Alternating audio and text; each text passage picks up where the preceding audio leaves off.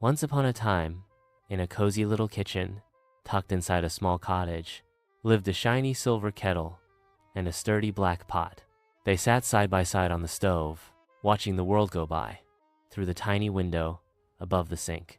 The kettle loved to sing. Whenever the water inside it boiled, it would whistle a cheerful tune that echoed through the cottage. Everyone loved the kettle's song, especially Grandma, who would hum along while making her tea. The pot, on the other hand, didn't sing. It cooked stews, soups, and all sorts of meals, bubbling quietly and working hard. But no one clapped or smiled when the pot boiled. No one hummed with joy. They just stirred, tasted, and moved on. Over time, the pot began to feel a little bitter. "Why does everyone love the kettle so much?" the pot grumbled one day. "All it does is whistle. I do all the real work. I feed the whole family." The kettle heard this and stopped mid-whistle. "But pot," said the kettle kindly, "you're amazing. You hold warm meals on cold nights, and your stew is everyone's favorite." "That may be true," the pot huffed, "but I never get songs or smiles. I just get stirred and scraped." The kettle fell quiet. It had never thought about things that way before.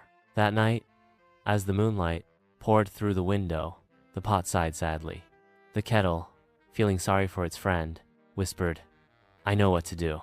The next morning, when Grandma came into the kitchen and set the pot on the stove, the kettle began to whistle a new tune, not its usual chirpy song, but one slow and gentle, like a lullaby. Grandma stopped, spoon in hand. "What a sweet sound," she said, turning to the pot. "It's like the kettle singing just for you." The pot blinked. "For me?" The kettle nodded. "You deserve a song too." Grandma chuckled. "You two make quite the team. One cooks, one sings. What would I do without you both?" The pot's heart warmed, like soup on a cold day. For the first time, it didn't feel envious.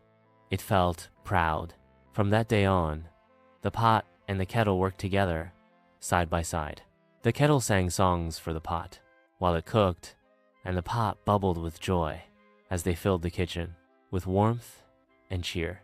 And in that cozy little cottage, the kettle and the pot learned that every job, big or small, loud or quiet, has its own kind of magic.